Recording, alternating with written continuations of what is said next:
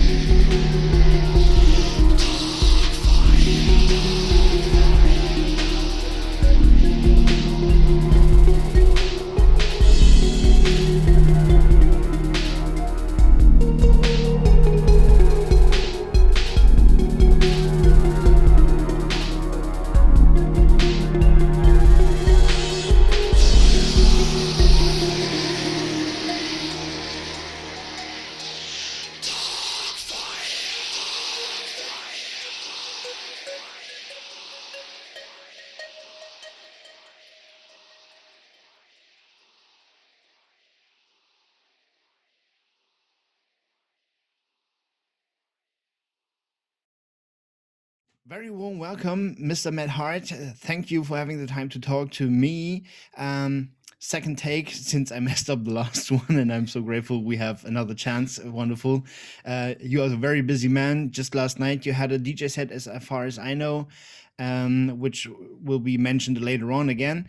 But for now, it would be really cool if we could get a short sketch about the man who I'm talking to, because you started making music since you were a boy, about 6 or 7 years old. You started playing violin or viola, to be correct. And now you are a quite good known DJ. You are quite a name on the DJ Twitch scene already.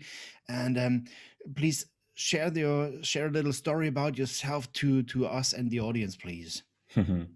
It's a long story. I hope you've got time. For you, we take the time. Yeah, well, I started. It was the violin. I started playing when I was 6 years old. As a small child, playing a violin was a better instrument, as it is slightly smaller than the viola. And when I was 14, I did switch to playing the viola.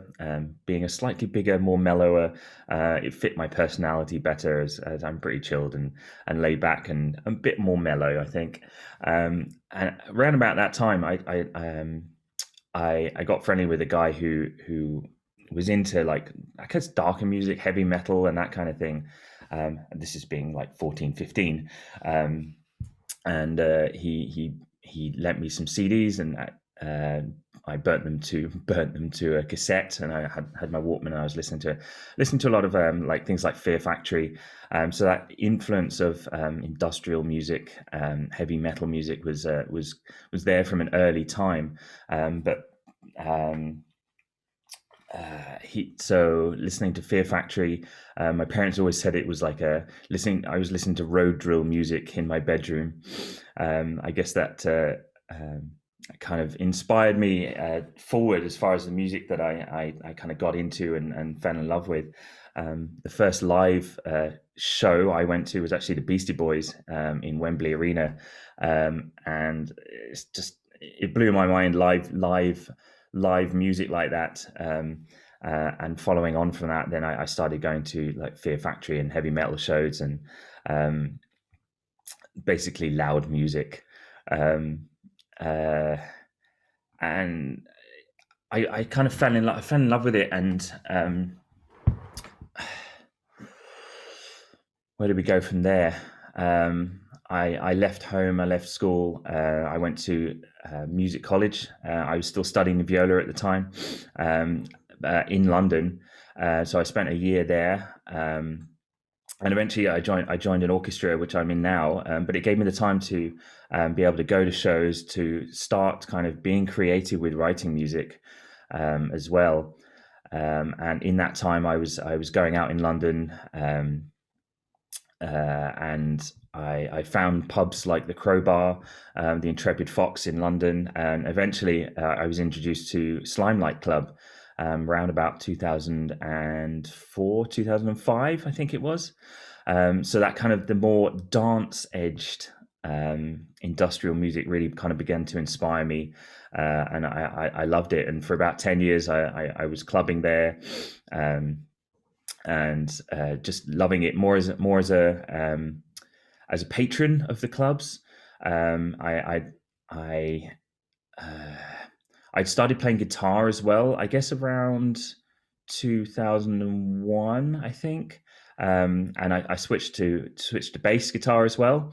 And in 2009, I got into a band called Concrete Lung.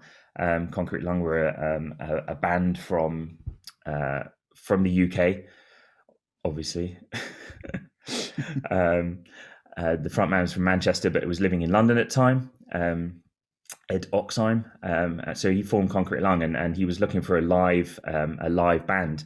And I said, look, I'm happy to play some guitar and bass or whatever he needs. And it kind of went from there. Like my live music career, as far as the heavier side of music, I've been playing in orchestras and live music on the viola for I guess getting close to 30 years. But getting into Concrete Lung, playing live gave me that experience of playing live music as a band, plugging all my gear in and going through and kind of creating my on-stage persona, I suppose, which is probably, to be fair, very similar to what you see when I'm DJing. It's kind of more extrovert. I'm loud, I'm noisy. You get to hear the shit talk. But as a guitarist now, I was jumping around the stage, bouncing around the stage, enjoying the industrial sounds of Concrete Lung. So from there, unfortunately, it kind of 2000 to 2011, we actually played Infest Festival as Concrete Lung that's in Bradford in the UK. That was a really, really good experience, playing with a lot of cool bands. That was my real kind of big experience as far as a live musician in the kind of darker scene goes. Where do we go from there? I guess it was around about that time I began to experiment writing my own music. I only had a little MacBook at the time. I was using GarageBand, just tinkering around with sound card and plugging my guitar in and writing some riffs and writing some electronic drums. Obviously, the influence from Concrete Lung, kind of industrial metal sound, and the sounds of the clubs. And I guess that's where it began, and that's where I began to kind of evolve the sound of the music that I write, which is still very kind of, I wouldn't say it sticks to one kind of genre. But moving up to about 2013, 2014, I was very friendly with one of the DJs at Slimelight, Steve Weeks, and a friend of ours, Steve Wilkins, ran a club in London called Club Departure, and I was heading abroad at the time, and I needed to do some party DJing because I'd offered it up.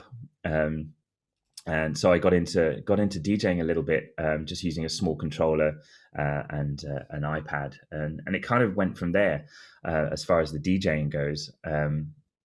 Steve Weeks eventually invited me to come and play to DJ at Symeon, which was a fantastic opportunity to kind of get my toe in the door there, which was fantastic. It is a world renowned goth club. So to be able to DJ there on the decks in those club rooms was pretty awesome. And I guess, again, kind of following on from that, I began to get into actually writing my music a little bit more. 2017, I released my first, call it my first album. It was more like an album of, I need to get this stuff off my shoulders. It was an album of little bits and pieces that I'd written, that I'd kind of finished up. I did all my own mixing and mastering on it. I wouldn't say it's very good, but it was something I needed to get off my chest, and get it out. I wouldn't call it my debut album, because my debut album came a couple of years later, and that was called Anthology of Corrosion. And then I began the Chaos Rising trilogy, three EPs, 5-track EPs, with bonus tracks because of other stuff I was writing at the time that didn't quite fit the genre I was trying to go for with the Chaos Rising records, which is which kind of electro industrial metal, I suppose. Was it music for clubs? I guess it wasn't really music for clubs. It was more music that I wanted to write, that I wanted people to listen to. It had the Chaos Rising trilogy had a story. It was kind of concept around kind of that rise of the machines, especially over the 3 records. It's kind of the first one is Chaos, has a track on it, and I remember I should have looked up this last time. The track on it is Chaos something. Anyway, the second record is Chaos Rising, and the third record has a track called Chaos Achieved. So it's actually kind of follows the concept over the 3 records. Roundabout, I guess, my first live show as my own band, I did solo in Toronto. My wife is from Toronto, and I was going over there quite often at that time. So I got friendly with some promoters and DJs, and I said, look, I'm coming over. They had a small club, a small show, and I did my first show as a solo show. Probably the longest show I've ever done, actually, because since then I've been more of a support band rather than doing. I kind of headlined it in a very, very small way, but I played about a 45 minute set. Since then, I think I've maxed out about half an hour. But that was great. It was a great kind of opened my eyes to see what I can do live as a frontman. So I was the vocalist. I am the vocalist. And then in 2018, in March, I collaborated with a guitarist, Jerome Badeau, from a band called Drilling Spree. He's the frontman of his own band as well. But he wasn't doing so much with his band at the time, and he wanted to do some guitar playing. So I said, "Come along." He's another patron of Slimelight. Loves that kind of dark industrial music, but loves rock and roll as well. So he kind of fit in really well as a guitarist, and we get on really well. So the live shows were basically him and me. I always like, it's, I guess, a little bit of I have the control over it. By the backing track is always going to sound the same. All the synths and drums are always going to be there, and then I put my vocals and he puts the guitar over the top. So our first show was at a place called Siegfried von Underbelly in Hoxton in London, supporting Mortalitech, I think it was. And that was a lot of fun. And the kind of, the having someone else on stage that you can have, you can kind of collaborate with, was a lot of fun. And it kind of went from there. I've supported a few bands now over the time of playing live, that I respect. I played quite a lot of venues in London. I did a warm-up festival for Infest Festival a couple of years ago, which was awesome. So that's kind of where I am, I suppose. In 2019, I released Terror 3808, which is where the Matt Hart 3808 comes from. Several tracks from the album are already on air at Radio DarkFire, not only in the shows but also on the rotation. Right, so nice. Very well known for our audience. Awesome, that's really cool. So that came out, and again, it followed the concept of the Chaos Rising records, but it stepped away from that and it was kind of a record on its own. But I allowed myself to continue my kind of multi-genre sounding creativity, I suppose. So there's very down-tuned industrial metal tracks on there, and then there's slightly more upbeat, dancey club tracks, because I was still DJing. I still DJ at Slimelight. Um, um, and I wanted music that could fit in the clubs, that people could play, because I really feel that if you want to get your music out, you need to play it. You need to get it out to where people are going to listen to it. And I think that's, being a DJ, I've always found the music that I like to listen to, the music that I like to DJ, is the music I like to put on the dance floor that people can stomp to. So I was like, I've got to write some of that. So there's a few more tracks like that, and certainly since that record dropped, I've now been collaborating with some remix artists on some new tracks. And this whole year of it's almost a year now, I suppose, being in lockdown has kind of inspired me to keep up the club track sound, I think, a little bit more, maybe, but just experimenting with some different sounds, trying to keep my own take on genres and industrial metal, EBM. So my creativity is constantly evolving and changing, and just I love taking inspiration from kind of what's around me and the world around me, and I think that's it's kind of where I'm at, really. And obviously 9 months ago I started my Twitch channel, Matt Hart 3808, and it's gone to strength to strength. The Outlaw Crew, Outlaw Vision as it is, the show is going from strength to strength, and my 2 hours on Monday nights, 9 p.m. Seems to be a place where people like to come, which is really, really fantastic. And I really appreciate the support that they've given me.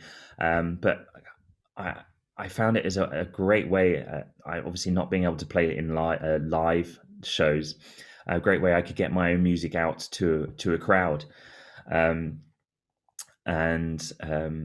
But being a DJ, obviously, you play other people's music, and I think it's a good substitute, isn't it, for being DJ on the dance floor, because you can receive direct feedback from the audience, which is chat, and it's a very lively chat. What I experience, I always feel very, very welcome and comfy when I enter your show on Monday nights.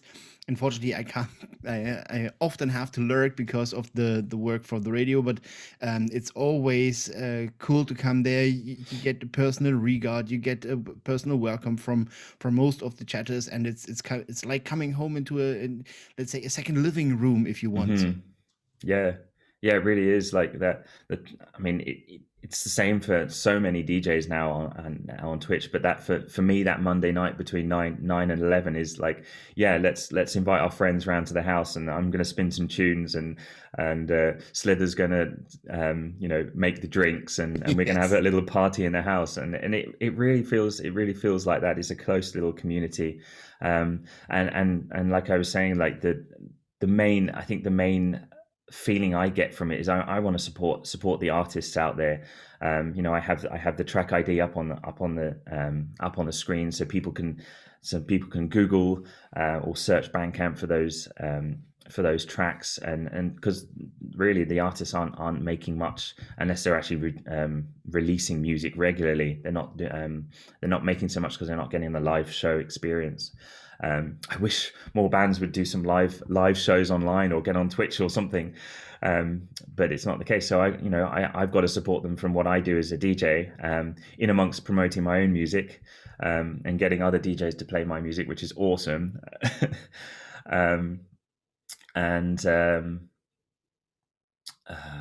Yes, and actually last night I was supporting a new release by the band Hatari from Iceland. And they released a remix album of their album Nislutrans, I believe it is, that came out last year. There's I think maybe 10 or 11 artists who've remixed the album on that, and I played the whole album last night. Each track I sandwiched between two tracks of the remix artist, so it really felt like I was like supporting the artists that were on that record, so it's that was fun last night. I got to bed quite late last night, but we're here now and we've got this interview going, so I appreciate you taking the time to interview me as well. So kind of that's about where we are, I guess. Yes, indeed. And I did the interview because of two reasons. One is I really adore you as a DJ because it's so impressing. You are doing your DJ set. You still have capacities to be in the chat. You do all these funny things for redeeming channel points like banking and squads and all this stuff. And it's really, really fun to watch. And what I really enjoy in your show is the passion for the music. You support really a lot of artists, and you are kind of let's say the guy from next door. You know what I mean? You're not so distant to the guys. You're really reachable. You are approachable. That's the word, approachable. And that's what I think needs to get back some feedback too, because you support so many people, and I thought it was a good idea to invite you to give some of the support you give out back to you, so that you can see it's appreciated, and you do have let's say a quite bunch of fan base in Germany, just like Dachkatze, Xovotalk, Bewitch, and all these guys who are every time in your chats when you are online, no matter if it is your own Outlaw Vision on Mondays or if you are having a guest DJ set at wherever, like the scary name here, David Banner, and all these wonderful DJ events that grew throughout the time, because a lot of people got the idea of being a DJ on Twitch or anywhere else online. Makes sense to keep you at least alive, to keep your connection to the audience you have, and even to grow some of your audience, because it's let's say more available throughout the worldwide airing possibilities, I guess. Yeah. And what makes me most proud is in March, there's going to be another DJ event, 48 hours, where I may share the lineup with you together. Ah, awesome. You're going to be one of the first on Friday or Saturday, I guess. And I'm going to be on Sundays in the afternoon hours. So it's quite of an honor to be in the lineup with Matt Hart for me. Oh, awesome. Yeah, really looking forward to that event. It's going to be fantastic. The last one I played in was awesome, and the one before that, Slither and I certainly followed along for a lot of the hours during the weekend. It certainly gives everyone a departure to kind of sit and chill out that weekend. And I think my first set is it 7:30? I think on Friday. Quite early. Yeah, it's quite early, but getting the party started in the right way, I think so. But I guess going to be couldn't be anyone better. Because you have such a dynamic, you have such an energy, and you have such let's go. Yeah, that's it. That's what I mean. The energy and the liveliness, and that's kind of that's, I don't know the English word now, unfortunately. But it takes the people from the seats and brings them to go along and to groove along and to sing along, and that's I think it was a very, very good tactical decision to put you in one of the first places to get the audience awake and energize them. Yeah, energy and engagement. I think that's kind of the words you're looking for. Engagement. That was It's I mean that again, that's translating from being on a stage live, like just jumping around with guitar or a microphone, but putting that into a DJ set, and how I've evolved Outlaw Vision over these 9 months of being like the first. I know obviously you didn't see my early shows, but I actually had the camera and I didn't have a green screen or anything like that. So it was just a window into my room and you could see where I was jumping around. So now the green screen is like, it's almost like I've got to energize more because the background is just static unless I got a video or something going on. But yeah, just like that energy. And it was what comment I made last night. And it's absolutely no slight on any of these DJs that can DJ for like 5 or 6 hours. But it's crazy. Like, and I was 2.5 hours in, and I was sweating, and I was just like, I was flagging because the energy was the amount of energy I put into 2 hours, 2 or 3 hours is quite a lot, and that that 3 hour mark is my max if I'm putting that energy really in. But yeah, I mean, I think I did a couple of the industrial pop specials on Saturday, and I think I did just over 5 hours. But I like try and like chill down my energy a little bit, so I don't make engage with the chats a little bit more and a bit more talking. But it's certainly fun, and I think certainly you need that kind of engagement and energy. But You yeah, mentioned in and I'm not quite sure where I got that, but I guess it was kind of mentioning by you that as a boy you have been more the calm one, the quiet one, more the more kind of introvert maybe even, and to see you now with such a dynamic and with such an engaging is it demeanor yeah, that work. demeanor Hmm. yeah it's kind of a whole opposite of what you told before, and it's so amazing to see this evolution kind of to see you in this lively, and it's really really cool. um, and it another thing that makes me ponder a little is um, when you watch Outlaw Vision, which is a cool stuff and which is kind of absolutely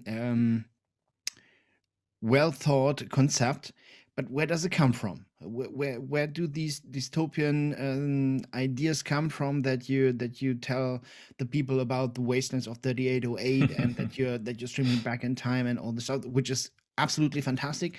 But I think it's kind of very exciting and very thrilling to the audience to get or to learn where you get these ideas from.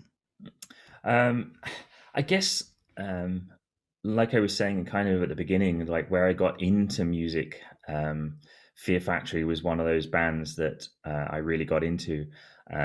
And they had that concept of like man versus machine. And I think through that and my love of the Terminator movies, and future movies like that, I think I kind of, it's always inspired me as a concept, of what will happen in the future. And so like I said, throughout the Chaos Rising records and Terror 3808, I think it kind of it just stayed there. Stayed there at a point where that's the time that I'm writing music in.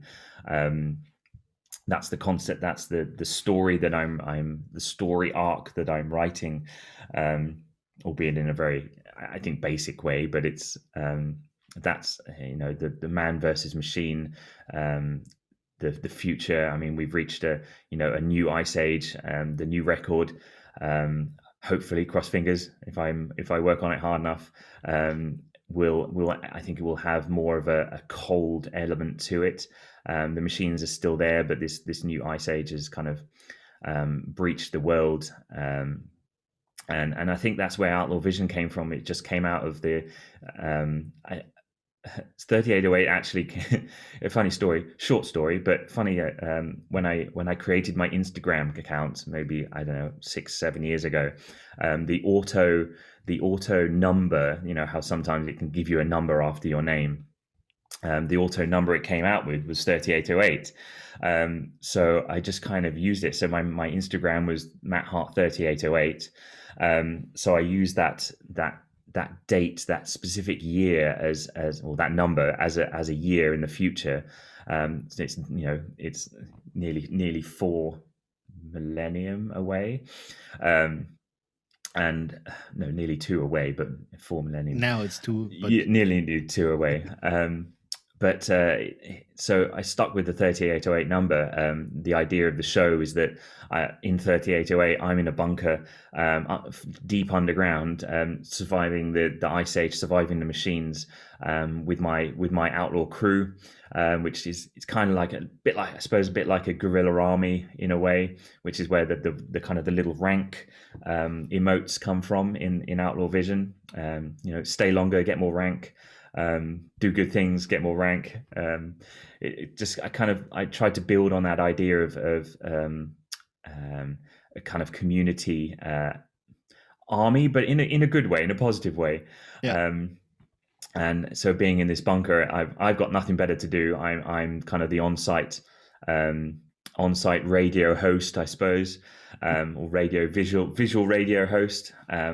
And I've got nothing better to do than stream all day, every day. So what you hear weekly is actually more like I'm streaming in an afternoon, I'm streaming in the next evening, I'm streaming in the morning. So the concept will always be 3808 that I'm streaming back from, whether it's 2021, 2022, etc., etc. So I guess that's kind of the idea about the show and the concept, and where I kind of came from. That came to the idea of the future dystopia.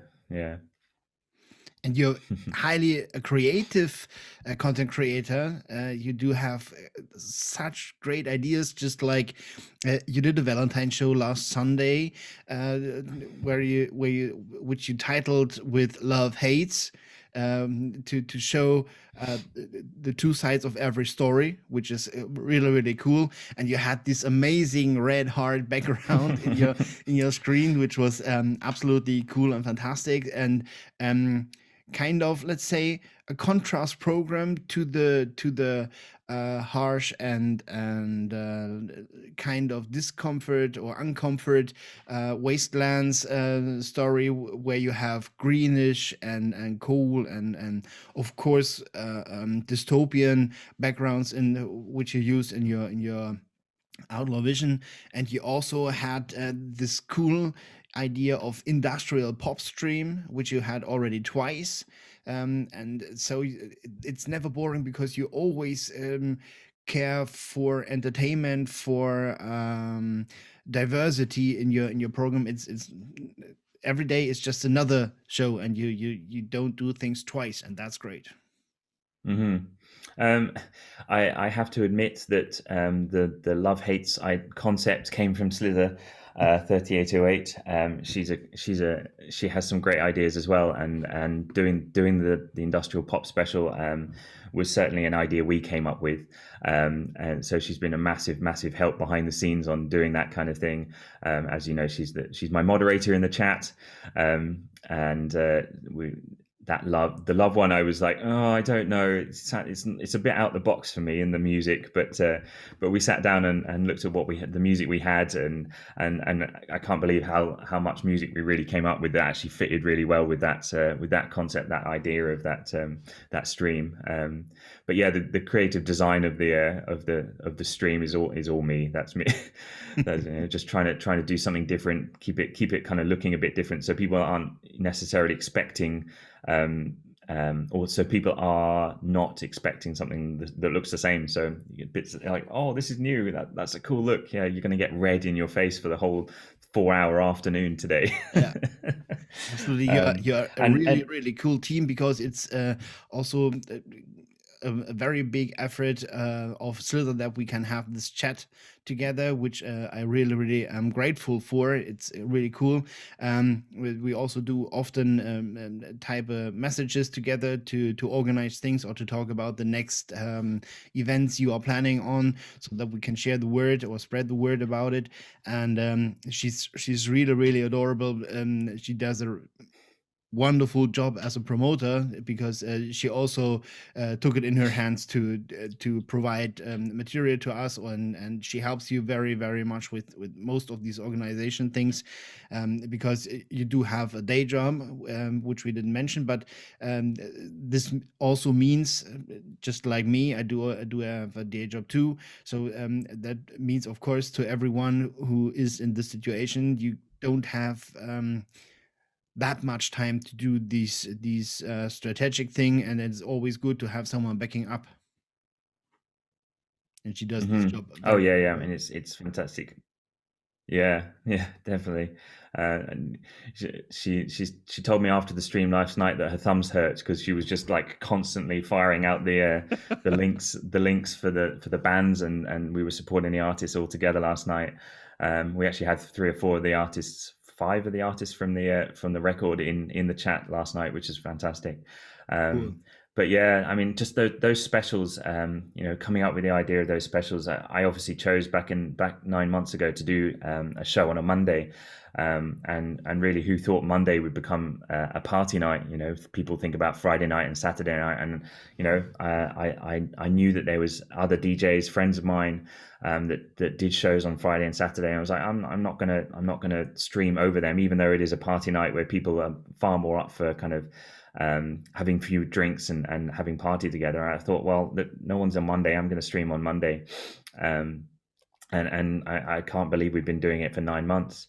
But the idea of just doing some specials here and then of things that kind of are inspiring. I think we did a Christmas one as well.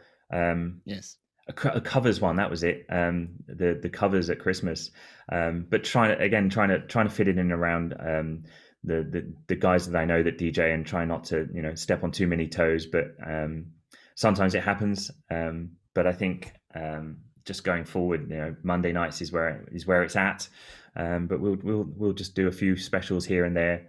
I think maybe another industrial pop special. That one seems to be quite a fun one, but not until I think maybe Easter time. I'll be on holiday and probably do the stream around the holiday time. So yeah, it's good fun. I really enjoy it, and I appreciate the Outlaw crew turning up and sharing some fun times. So everything made okay, no, not okay, but always the right decision. That's what I wanted to say. always trying really hard. That's quite cool.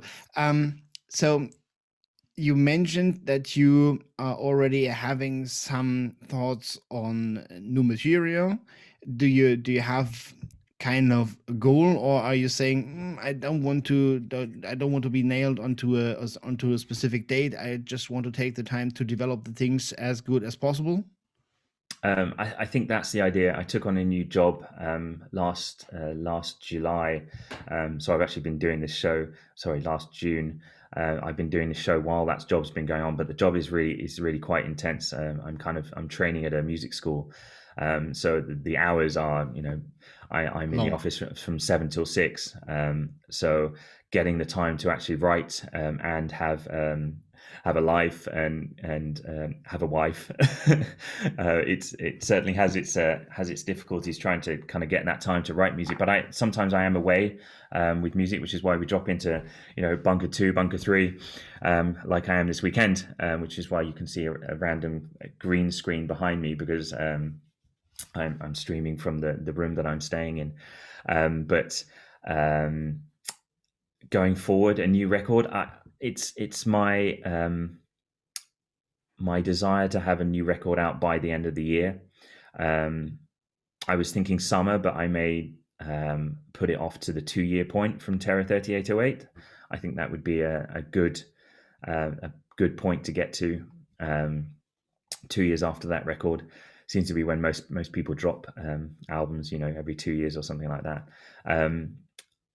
Obviously this past year, I've been releasing lots of tracks, and they will all go onto the record. So I've kind of got to write half a record. So I should be able to do it. And I have 3 or more tracks in the pipeline already, kind of earmarked for the record, whether I release them in the coming months.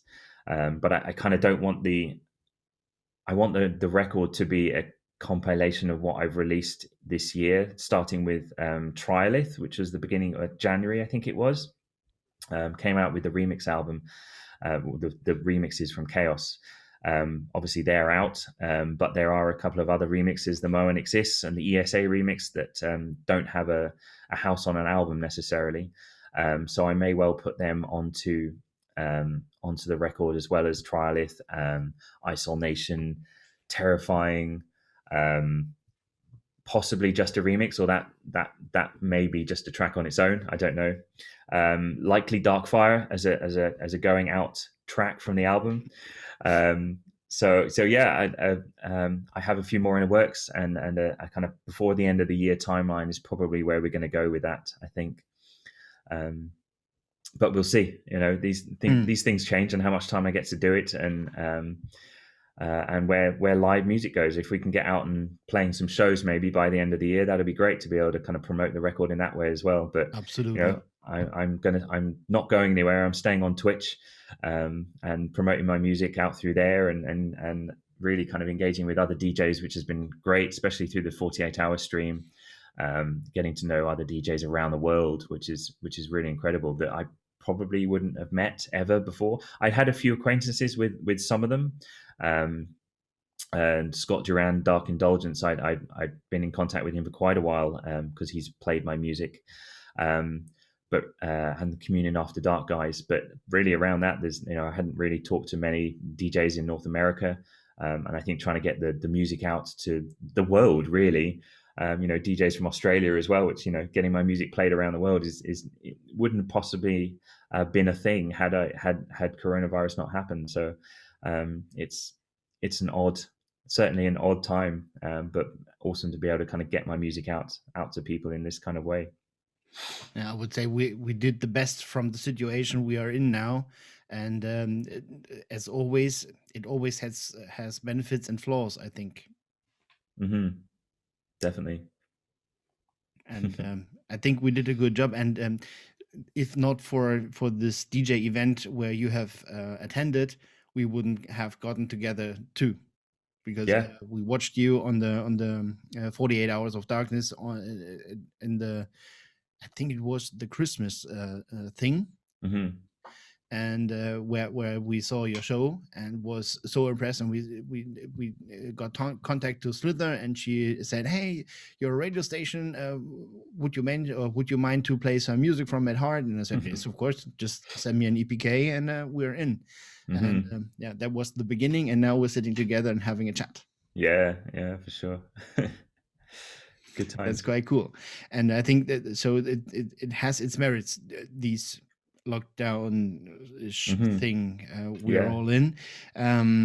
And nevertheless, I'm also crossing fingers to get back to live events, and to see the clubs again, and to intend to reopen the, let's say, public social life. And of course, it's necessary to get out of our four walls, which are kind of sometimes feeling like a cage.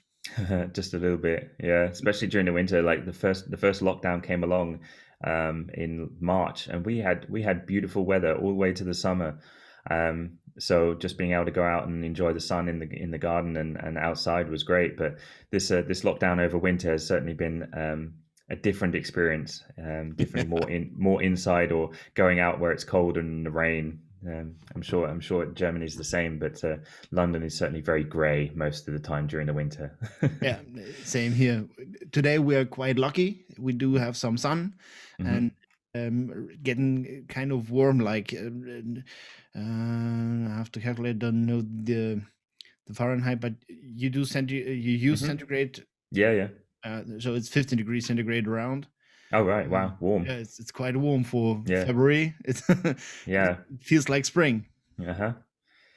Definitely. I mean, so where the green screen is, it's over the curtains. So I haven't opened my curtains yet. So 11 o'clock in the morning, or 12 o'clock in the morning here, and it could be 2 o'clock in the morning still. So I don't know. I don't even know what it's like out yet. So, nice. Yeah. Okay, I see. Yeah. I'll go out for a walk later, but who knows what it's like outside. Okay, my questions are all answered, and I thank you very, very much for being so frank, and for being so open, and especially for telling so many things about you. It's really fun to talk to you, and I'm really looking forward to have another chat to you as soon as there are more news, or later news. Yeah. And for me, that's it. If you Awesome. have some last words to the audience, stage is yours. No, just support artists, support music. Come along to Radio DarkFire on Sundays. Come along to Outlaw Vision Monday nights, 9 p.m. GMT, and just enjoy what the DJs are doing, and live music will return soon. Let's hope. But yeah, enjoy, have fun, take care. Cheers. Wonderful. Thank you so much again. It's really, really a big pleasure having you here. Thank you. Thank you so much. Cheers.